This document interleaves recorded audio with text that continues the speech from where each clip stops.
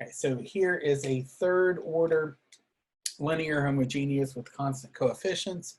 We're going to have to use the rational root theorem to solve this one. So just like always, we assume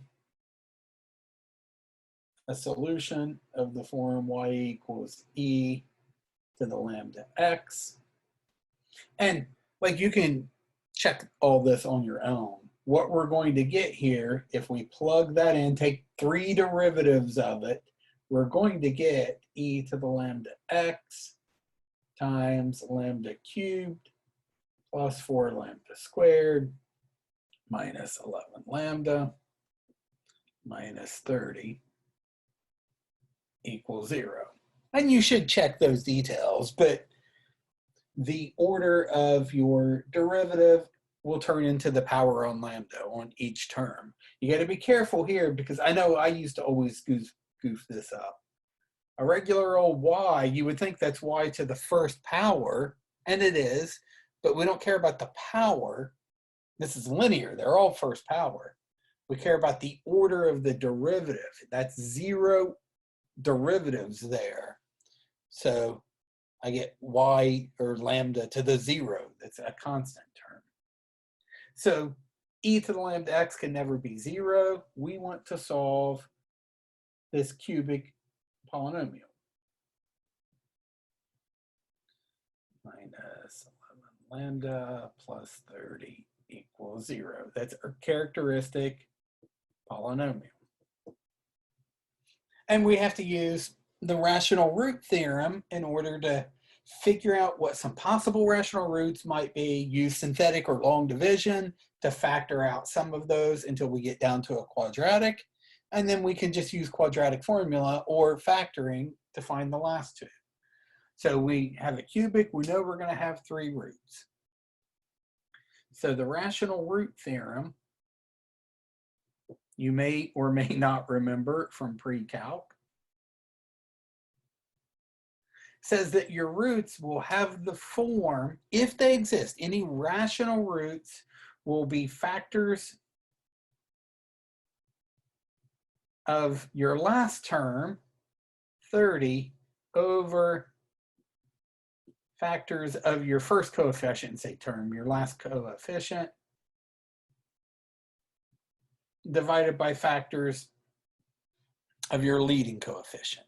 Numbers that go into this divided by numbers that go into that. So there are a bunch of them. A lot of things go into 30. So let's list them all out. So things that go into 30, plus or minus 1, 2, 3, let's see, 5, 6, 10, 15, and 30. I think I got all of them. Yeah. And then things that go into 1 is just plus or minus 1. So we have to check each of these possible fractions. All the fractions I can make out of stuff on top over stuff on the bottom. A lot of times you get repeats in your list, and that's okay. Check them one at a time until you find one that works, and then factor x minus that root out. So I'm going to do this using synthetic division. Let's check lambda equals 1. That's the easiest thing to check. So if I'm doing synthetic division, I put all of my coefficients up here in a row. And it's bring down this one, multiply, 1 times 1 is 1, add, multiply, add, multiply, add. That's not 0. So 1 is not a root. Your remainder should be 0. Okay, so then we might try negative 1. We might try 2, negative 2. We just keep trying until we find stuff that works. I made up this problem, so I know which ones are going to work. I don't remember now. Let me check. I don't remember. I think it was 3 will work. So we would keep trying one at a time. Let's say we've now gotten to lambda equals 3. We could do this by long division instead of synthetic if you don't like synthetic. Or we could just plug it in. We could literally just plug 3 in, see if we get 0. That if we do, then we got a root. But this does the next step for us. It helps us factor out that root. So we bring the first one down, multiply, add, multiply, add. So what's that? 10.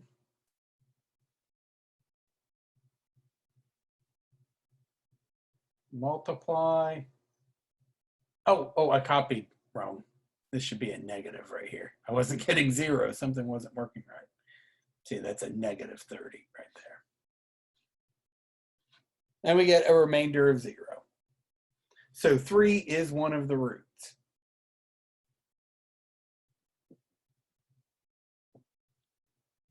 To cubic, we're going to have 3 roots, not necessarily distinct. Now, we've already done the work here. This will be what we get after we factor out lambda minus 3. I mean, if we were to do long division and do lambda minus 3 divided into lambda cubed plus 4 lambda squared. I know what I'm going to get right there. There are my coefficients. I know it's going to be a quadratic, so we would get lambda squared plus 7 lambda plus 10.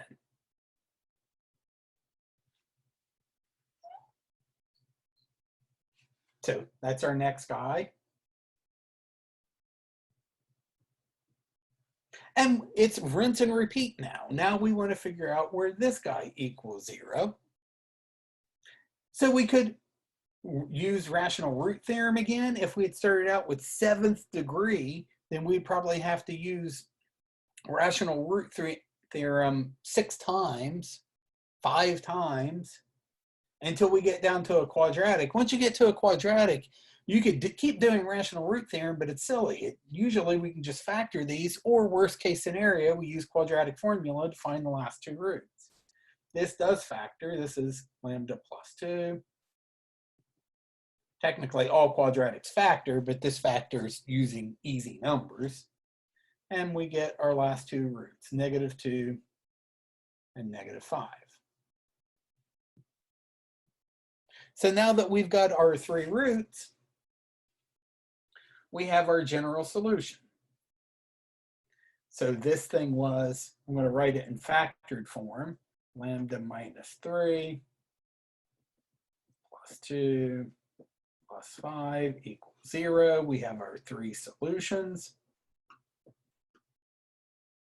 So, and then our 3 pieces, our 3 linearly independent solutions will be y1 is e to the 3x, y2 is e to the negative 2x, and e to the negative 5x. Then our general solution is just the linear combination of those, c1, c2, e to the negative 2x, c3, x.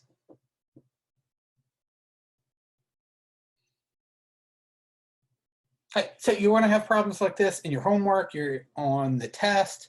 There are at least 2 of them on test 2 where you have to use rational root theorem. And this is the work I want to see. I want to see you actually write out the list of all the possible rational roots, use synthetic or long division to factor out the ones that work, and then list all the roots, write the general solution. It's easy to check. I mean, there's nothing wrong, absolutely nothing wrong with just typing this thing right here into Wolfram Alpha to get a head start and see what the answers are going to be. Then I just want you to prove those are actually the answers using synthetic or long division.